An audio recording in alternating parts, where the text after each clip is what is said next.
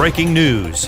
Fox News is reporting that Lebanon's government has collapsed. The stated reason is that Hezbollah ministers and their allies resigned over a UN-backed investigation into the assassination of former Lebanese Prime Minister Rafik Hariri. Hezbollah is angry that they're being blamed for the assassination of the former Prime Minister. Secretly, they're telling some sources that the real cause of all of this, Rush Limbaugh. But it's never Letterman, it's never Bill Maher, never Michael Moore, never. The head of Hezbollah's police forces declared that the hateful vitriol being spewed by the American Limbaugh has brought the downfall of the government. I live in Realville. In Spain, the terrorist group ETA has agreed to a momentary ceasefire. The group has been attacking civilian targets throughout Spain in an effort to force a Basque homeland.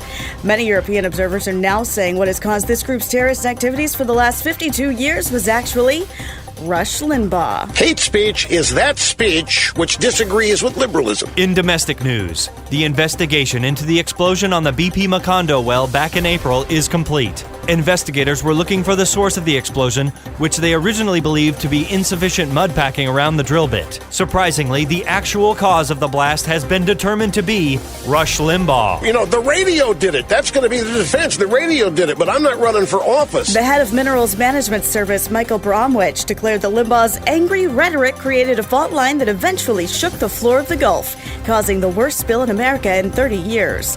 Keith Olbermann seethed through his teeth that current high gas prices can be blamed on Limbaugh's venom. I can speak the truth, and they have to button their lips. Al Gore announced today that the Earth does, in fact, have a fever. The planet has a fever. And that he will now go back to calling climate change global warming again.